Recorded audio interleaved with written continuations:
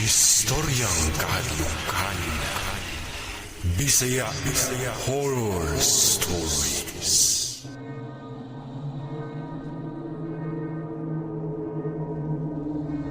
Maayong adlaw mga kaistorya. Tawagan lang ko sa pangalan nga Bridget. Tubong taga Cebu. Og kini akong kaagi na gusto na kong i-share. Panahon pa kini na usap ako ka call center agent. Apan dili kini istorya sa akong pagka-call center, kundi sa apartment na ako ang napuy-an kaniadto. Ang apartment nga puno sa katingalahan, kahibulungan ug ang dili nako gusto pa nga masulayan nga mao ang kahadlukan. Diri nako nasulayan nga mura kog nakasaksi sa usa ka insidente. Ug aron inyong masabtan ang tanan, diri nako sugdan ang akong istorya. Taod-taod na pud ko ato sa apartment na ako ang gistaran kaniadto. Mistake ko ato, mga naana sa 4 o 5 ka buwan nga nahitabo kini nako. Bagong uli ko ato Sir K, kay gikan ko ato sa trabaho. Unya kiniligi nga panggabiin taon akong trabaho, gusto dayon ko na makapahulay tungod sa kakapoy. O usa sa akong paagi, aron dali dayon ko makatulog, ang muinom ko. Usahay beer, usahay pud gatas akong inumon. Pero atong pagkaulian ako, pasado alaunan ako sa hapon nakauli. Hapo kay akong lawas, kay na ako'y gihapit na importanteng lakaw dito sa opisina sa gobyerno.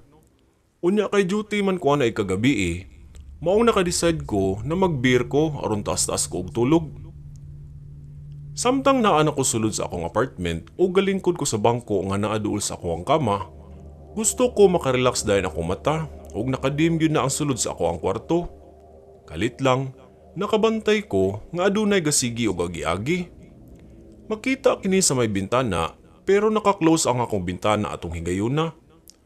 Nakabantay ko nga gasigi lang yun kini o agi-agi, unya anino ra kini. Dili pud nako matino kung si kinsa kadto. Nahibulong lang ko nga pila nakaludukan ako sa ako ang beer, padayon lang yun kini sa pagbalik-balik. Duda nako, basin na ay bag-o nga mibalhin sa pikas apartment o naghakot baron sa ilahang mga butang. Gibaliwala ko na lamang kadto kay gusto na gyud nako nga makapahulay. Human ako giinom sa beer, miadto na ko sa higdaanan ug dayon naghigda na. Nakabati ko og duka ug nakarelax na pud ang ako ang lawas. Mga alas 8 na to sa gabi dihang nakamata ko tungod sa akong gi-alarm sa cellphone. Check pud ko sa akong mga emails ug mga messages nga nag-pop up sa akong mga notifications. Taod-taod lang, nakalingi ko ato sa may bintana, unya nakita na sad nako nga naa lang gihapon ang kadtong gasigi ug agi-agi ganiha. Klaro na jud kaayo nga nino sa tawo kay siga naman ang suga sa may hallway. Ug medyo natingala lang ko kay nakatulgan ug namata na lang nako na agihapon ang ingon nato nga gasigi ug labay-labay sa gawas. Mibangon ko ato kay ako untang susihon kung naabagi tawo ngadto sa gawas. Paduol ko ato sa pultahan ug ako dayon kining giabrihan, diyang kalit lang nakasugat ko og bugnaw kaayo nga hangin nga murag miyapos akong tibuok kalawasan. Napahapuhap ko ato sa akong lawas kay ni kalit lang gyud og kabugnaw ang palibot. Pagtan-aw na ko sa gawas, wala may tawo o gilingi pa nako ang isig katumoy sa mga hallway apan wala gyud nakita ngadto. Human ako gilingi sa isig katumoy sa hallway, naka-feel ko ato nga mikalit lang og pamarug ang akong mga balahibo. Dali-dali kong misulod ug naglock dayon ko sa pultahan. Gilili pa na ako ang bintana ug naniid ko na napabaghapon ng katong anino kaganiha. Kalit lang, nainihapak og kalit sa bintana nga nakapakurat na ako pag-ayo. Napaatras ko atong pinakalit ug kita kaayo to nako ang kamot sa usa ka tawo nga nagkadugo. Milapat kini sa bildo sa akong bintana. Gilugod na ako akong mga mata ug nakapangutan ako na kung wala baka akong malikmata kay bag-o ko nga bangon. Sa akong tan-aw, naglama agad to ang bildo sa akong bintana ug duda nako, dugo jud kadto ang likido nga naa adto. Gitapik na kog balik ang akong aping sa naong, hasta pud ang mga mata nako kay basi na alimungawan lang ko. Dihang mitan-an akong balik sa bintana, nawala ra pud hinuon to. Nakapanlad ko ato sa akong laway ug niinom lang ko og tubig para mo kalma ko. Wala yun kalikayi nga namarog na sa dugbalik akong mga balahibo ato. Punan pas usig sa mga iro sa palibot ug nasamutan hinuon ang ako ang kahadlok. Niginhawa ko og lawom kay gahuna-huna ko na naapa ko'y duty unya. Dili ko dapat magpadala sa akong nabatian. Dihang mikalman ako, gibaliwala ko lang kadto kay basin bunga ra to sa akong pagkakapoy, kay lagi dugay kay ko nakauli pagkaganiha. Mibarog ko dayon ug gakuha ko sa akong tuwalya para maligo na. Human sa akong pagkaligo, gadali-dali dayon ko ato pag-ilis unya nag-makeup na. Nag-andam pud ko sa dapat na kong dadunon para mosulod na ko sa akong trabahoan. Mga bandang alas 10:30 sa gabi mao ginaanting gikan ako sa amoa para dili ko malate. Padulong na ko ato manglak sa akong apartment, dihang naka-feel na pud ko nga bugnaw na sad ang dapit sa akong may likuran. Unusual kaayo nga feeling kay medyo taod-taod na pud ba ako nga ni stay atong apartment. Pero kato pa ko naka-feel nga mukalit lang og pamugnaw ang akong lawas. Mura magnaay dili masabtan. Kalit lang, misiga og paong ang suga ato sa hallway. Katingalahan, nga gasigi og siga paong ang suga ato ug tan-aw nako, mura gisungog gid ko ato. Kalit lang nakita nako sa unahan ang usa ka tawo nga itom, dakuon og lawas, pero dili nako maklaro ang iyang dagway tungod sa sige og siga paong sa bumbilya. Tan-aw nako, nagduwa-duwa kini sa switch sa suga. Ug kalit lang, milingi kini nakog pinakalit nga siga kaayong iyang mga mata. Hinungdan sa akong pagkaratol ug pagpangatog sa akong mga tiil. Midagan ko ato paingon sa gawas ug nagsyagit ko ato sa akong kahadlok. Misiga og kalit ang suga ato sa hallway ug naay gawas nga tawo nga gikan sa laing unit. Nahibong daw siya nga naa daw kuno'y nagsyagit sa gawas nga ihang nadunggan. Ako ang iyang nakitaan sa gawas ug giduol ko dayon niya ato kay basin na unsa daw ko.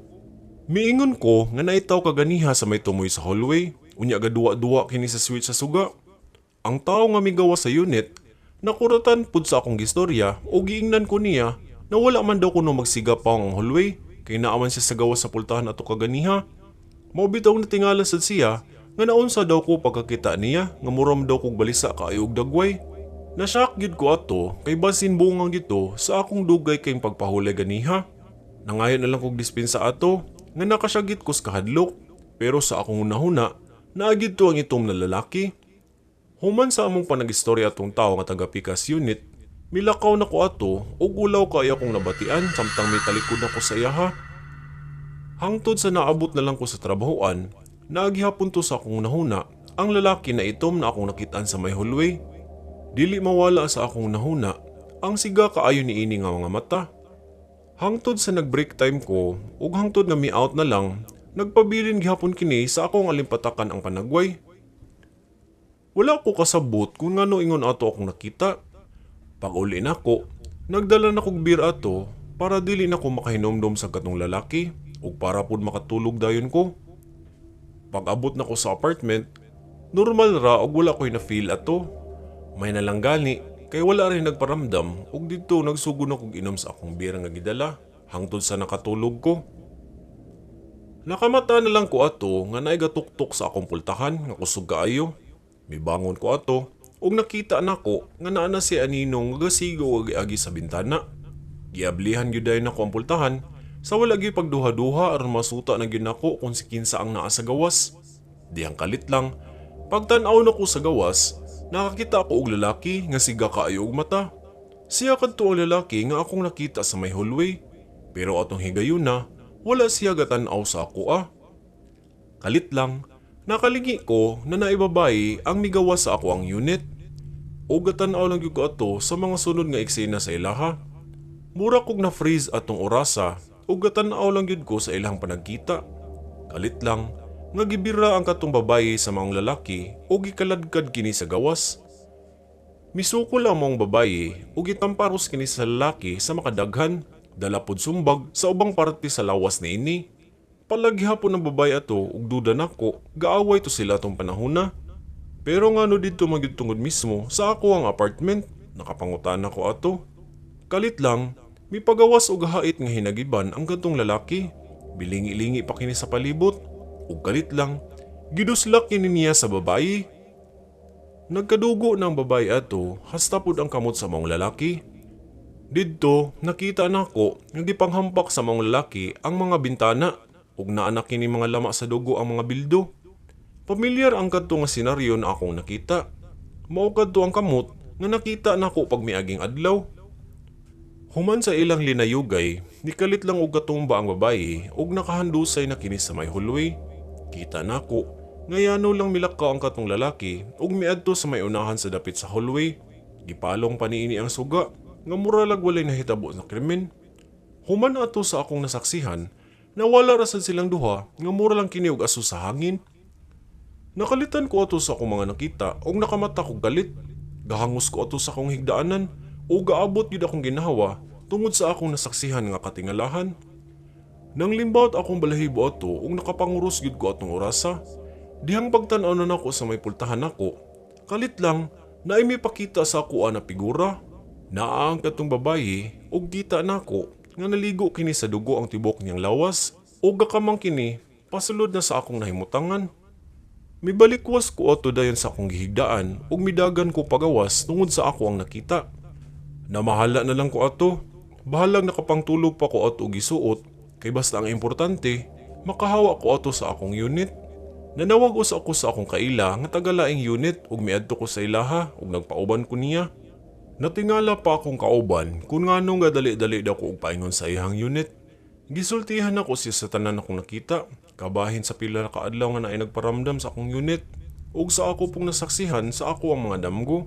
Kabahin atong lalaki ug babae nga naglayog sa may unit pud nako. Maski akong amiga na shock sa akong gipangsulti.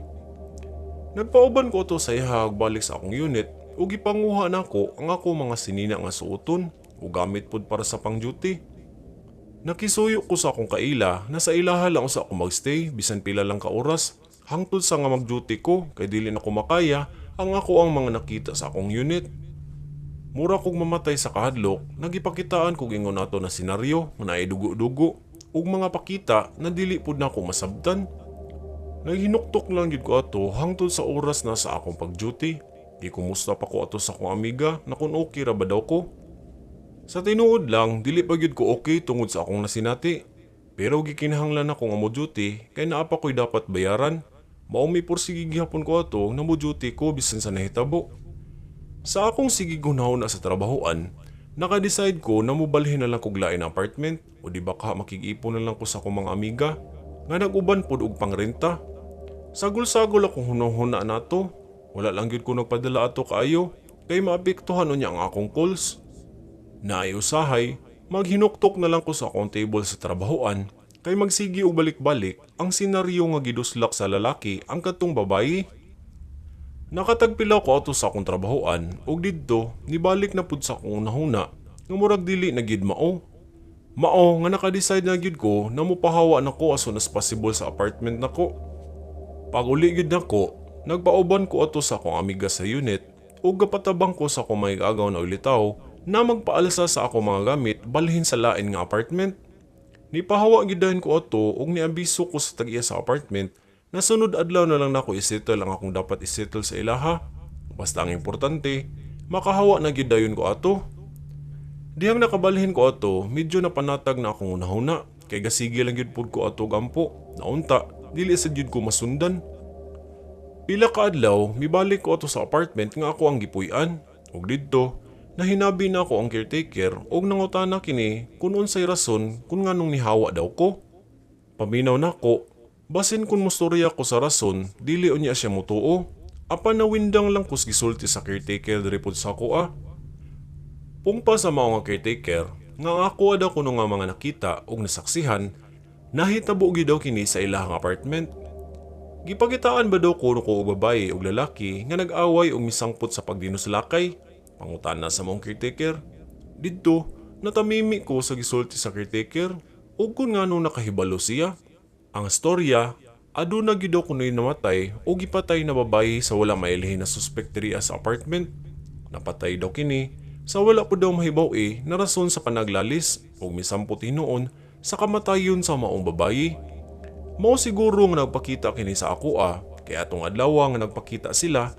Mao daw ang sumad nga nahitabo kini sa unit way back 6 years ago. Gihilom lang gid daw kini hangtod sa nakalimtan na lang daw ang maong kaso kay walay lead kung si kinsa ang gabuhat. Nakuratan ko sa giingon sa caretaker ug nanglimbawt pagbalik to akong mga balahibo tungod sa gisaysay niini na istorya. Wala na akong magdugay pa ug mihatag nako sa akong last nga bayad sa kuryente ug tubig ug milakaw nako ato ug nangayo dayon og pasalamat sa iyaha. Mihangyo ang caretaker na dili na lang daw unta nako ipang istorya-istorya ang akong nakita kay basin mamahawa unya ang nag-abang. Unya, kahadlukan na hinuon ang apartment nila. Mihangyo ra pud ko ato ug girespeto pud nako ang caretaker sa iyang gihangyo. Napagtanto lang nako, o siguro nga nagparamdam sa ako ang katong babaye o gipakita niya sa ako ang nahitabo sa iyaha kay nangayo siya og tabang ug gustisya.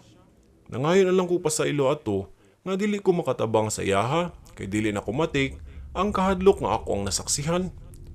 Miagi ko sa unit na akong gistehan ato o gaampo na lang ko nga unta mahilunan ang katong babayi o dili na siya mangambala sa lain. Nakita pa nako ang mong babayi nga nagduko lang kini sa may pultahan ug nagkadugo lang gihapon.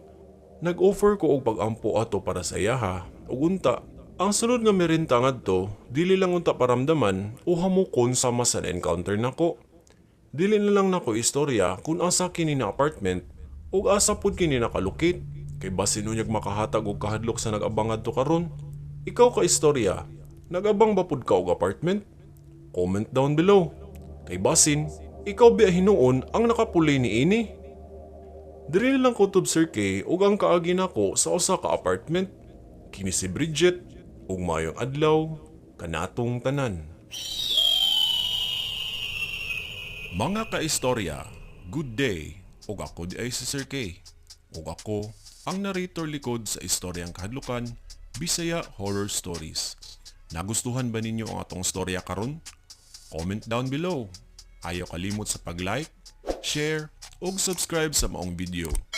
Maura to mga kaistorya, ug daghang salamat.